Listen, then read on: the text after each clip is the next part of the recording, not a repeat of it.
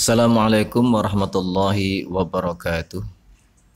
Alhamdulillah, pada kesempatan kali ini kita bisa melanjutkan kembali pengajian kitab Fathul Qorib, masih pada halaman 7, fasal hal-hal yang mewajibkan mandi. Baik, kita mulai dengan bersama-sama membaca basmalah. Bismillahirrahmanirrahim. Wasalah satun lan telong perkara iku takhtasu tertentu biha kelawan salasah atau terkhususkan biha kelawan salasah sapa an-nisa'u, ya, golongan wanita. Waya utawi rupane salasah iku al-haidu, haid. Jadi hal yang mewajibkan mandi itu kan kemarin ada 6, 3 berlaku bagi laki-laki dan perempuan, dan 3 yang terakhir hanya berlaku bagi wanita. Nah, adapun yang berlaku hanya bagi wanita itu yang pertama adalah haid. Apakah haid itu? Wahyalan utawi kang aran haid iku adamu, ai adamu, ya, darah al khariju kang metu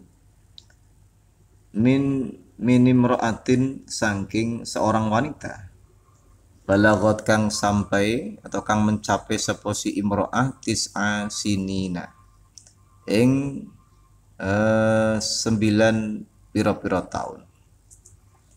Jadi haid adalah darah yang keluar melalui jalur sehat atau jalur yang wajar, bukan karena penyakit, bukan karena dalam keadaan sakit, atau bukan dalam keadaan kelainan, ya, tapi memang betul-betul cara yang sehat, cara yang normal. Dari yang keluar dari seorang wanita yang sudah mencapai usia 9 tahun. 9 tahun di sini adalah 9 tahun dalam ukuran tahun Qamariyah. Jadi kalau dihitung hijriahnya ya sekitar 8 tahun 7 bulanan lah, ya. Dan batasan ini batasan takriban, ya, perkiraan secara umum. Jadi bisa kurang sedikit, ya. Usia 8 tahun ini sudah termasuk, ya. Karena ini takriban, ya, perkiraan. Maka kalau ada anak perempuan sudah berusia 9 tahun Qamariyah atau kurang sedikit, ya, itu kok mengeluarkan darah, berarti namanya darah haid, ya. Dia wajib melakukan mandi ketika nanti haidnya berhenti, dan itu juga sekaligus sebagai tanda bahwa si wanita tersebut sudah balik, ya, sudah balik. Sebaliknya, andaikan ada kasus bahwa seorang wanita, seorang anak-anak masih kecil, usianya belum genap 6 tahun kok sudah mengeluarkan darah, itu bukan darah haid, ya. Berarti orang tuanya tidak wajib memandikan si anak. Itu namanya darah fasad, ya. Di orang tuanya cukup mencebloki, atau kalau dia bisa ceblok sendiri ya cukup ceblok saja, karena itu bukan haid, ya. Karena jauh dari usia, ya, batas minimum haid, ya. Kemudian wan nifasu dan nifas. Wa olan utawi nifas iku adamu darah al khariju kang metu akibal wiladati kang ngiring-ngiringi kelahiran. Fa innahu maqasuhuni nifas iku mujibun mewajibkan lil ghusli maring mandi qat'an secara pasti, ya. Jadi yang kedua adalah nifas, yaitu darah yang keluar yang menyertai proses kelahiran. Darah nifas ini, ya, mewajibkan mandi dengan pasti. Masa qat'an ini tidak ada perselisihan, ya, tidak ada perselisihan.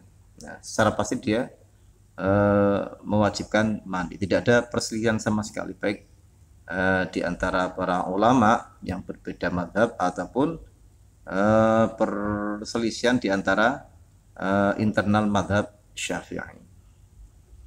Wal wiladatulan utawi kelahiran, wal wiladatulan nomor 3, wiladah kelahiran, al mashubatu kang berbarengan, ya, bil balali dengan atau berbarengan kelawan keadaan basah. iku mujibatun mewajibkan lil ghusli maring adus qat'an secara pasti. Yang ketiga adalah kelahiran, ya, yang disertai keadaan basah. Ini secara pasti tanpa adanya perselisihan ia mewajibkan mandi. Ya. Lah bagaimana kalau tidak kalau tidak disertai dengan keadaan basah? Wal mujarradatu lan apun kelahiran yang tidak disertai atau yang terhindar atau yang sepi anil balali saking keadaan basah iku mujibatun mewajibkan mandi fil asahi menurut qaul yang lebih sahih. Lah adapun kalau tidak disertai dengan keadaan basah, ya, itu memang terjadi ikhtilaf di kalangan ulama Syafi'iyah. Tetapi menurut qaul yang ashah, ya, itu mewajibkan mandi. Ya. Jadi berbeda ya, kalau disertai keadaan basah itu mewajibkan mandi secara qat'an tanpa adanya perselisihan. Kalau tidak disertai keadaan basah itu terjadi ikhtilaf, ya.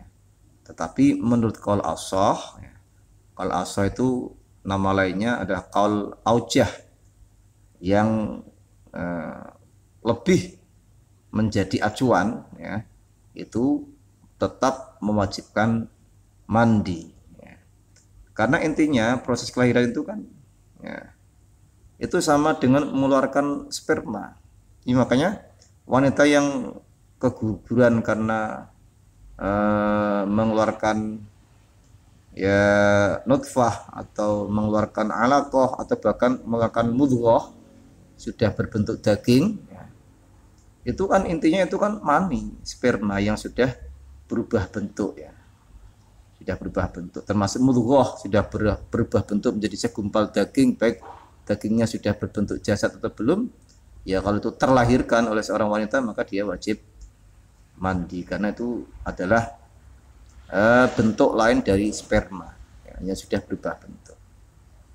Itu tentang kelahiran. Lah adapun ada kasus misalkan ada seorang wanita dalam proses kelahiran sudah keluar bagian tubuh bayinya lalu masuk lagi. Nah, kalau keadaannya demikian dia tidak wajib mandi tapi dia hanya wajib berwudu, ya. Hanya wajib berwudu karena mengeluarkan sesuatu pada ahadits sabilen, salah satu dari dua jalur pembuangan. Ini sudah kemarin kita bahas pada bab hal-hal yang membatalkan wudu, ya. Demikian saudara sekalian, ya, ini sangat singkat, tidak saya lanjutkan karena ini sudah ganti bab, ya. Jadi cukup sampai pada lafadz fil asahi.